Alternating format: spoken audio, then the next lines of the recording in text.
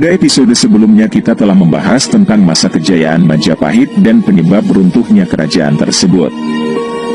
Dan pada kesempatan kali ini kita akan lanjutkan pembahasan sebelumnya.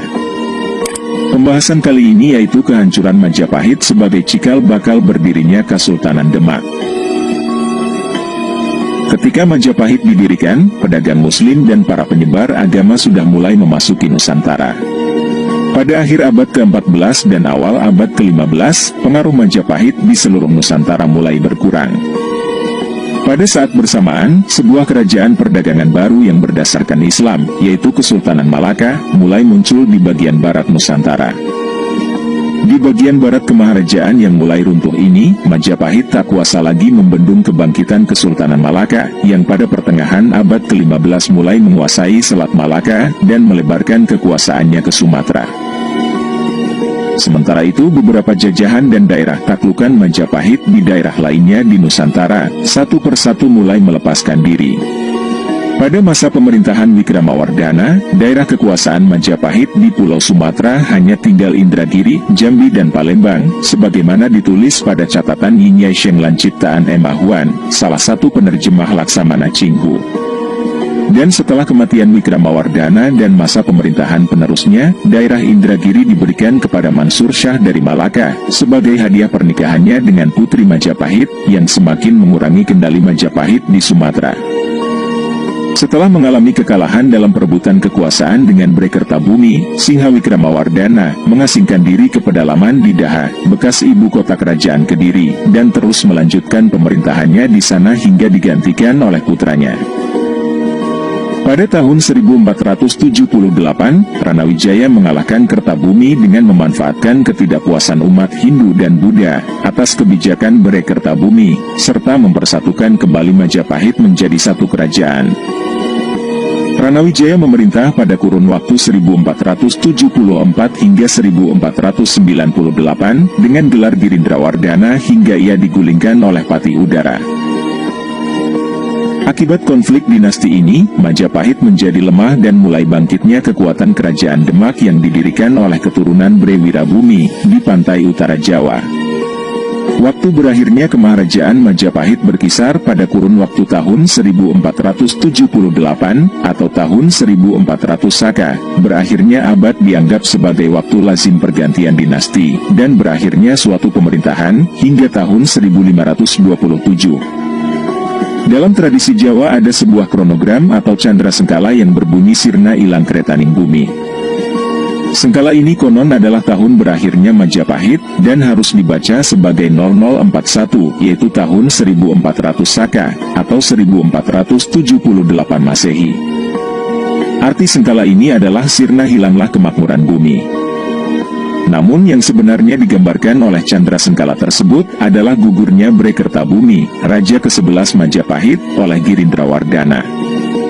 Raden Patah yang saat itu adalah Adipati Demak sebetulnya berupaya membantu ayahnya dengan mengirim bala bantuan dipimpin oleh Sunan Gudung.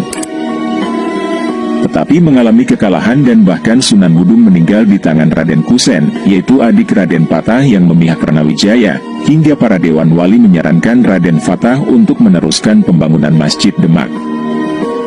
Hal ini diperkuat oleh prasasti Jiu dan Petak. Ranawijaya mengaku bahwa ia telah mengalahkan Kertabumi dan memindahkan ibu kota ke Daha, atau Kediri. Peristiwa ini memicu perang antara Ranawijaya dengan Kesultanan Demak, karena penguasa Demak adalah keturunan Kertabumi.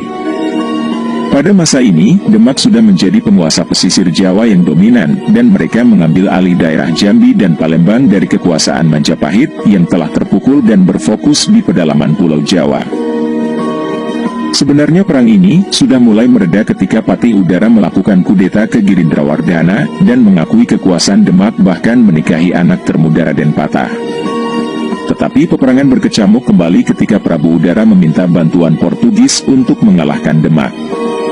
Sehingga pada tahun 1527, Demak melakukan serangan ke Daha yang mengakhiri sejarah Majapahit dan ke Malaka.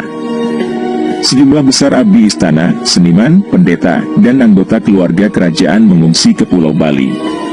Pengungsian ini kemungkinan besar untuk menghindari pembalasan dan hukuman dari Demak akibat selama ini mereka mendukung Ranawijaya melawan Kertabumi. Dengan jatuhnya Daha yang dihancurkan oleh Demak pada tahun 1527, kekuatan kerajaan Islam pada awal abad ke-16 akhirnya mengalahkan sisa kerajaan Majapahit. Demak di bawah pemerintahan Raden Patah diakui sebagai penerus kerajaan Majapahit. Menurut babat Tanah Jawi dan tradisi Demak, legitimasi Raden Patah karena ia adalah putra Raja Majapahit Brawijaya V dengan seorang putri Cina. Catatan sejarah dari Tiongkok, Portugis, Tome Pires, dan Italia, Pigafetta, mengindikasikan bahwa telah terjadi perpindahan kekuasaan Majapahit dari tangan penguasa Hindu ke tangan Adipati Unus, yaitu penguasa dari Kesultanan Demak, antara tahun 1518 dan 1521 Masehi. Demak memastikan posisinya sebagai kekuatan regional dan menjadi kerajaan Islam pertama yang berdiri di Tanah Jawa. Saat itu setelah keruntuhan Majapahit, sisa kerajaan Hindu yang masih bertahan di Jawa hanya tinggal kerajaan Blambangan di ujung timur, serta kerajaan Sunda yang beribu kota di Pajajaran di bagian barat. Perlahan-lahan Islam mulai menyebar seiring mundurnya masyarakat Hindu ke pegunungan dan ke Bali. Beberapa kantung masyarakat Hindu Tengger hingga kini masih bertahan di pegunungan Tengger, kawasan Bromo dan Semeru. Begitulah pembahasan kali ini tentang kehancuran Majapahit sebagai cikal bakal berdirinya Kesultanan Demak. Terima kasih yang sudah menyimak sampai selesai dan kita tunggu pembahasan sejarah lainnya di video berikutnya.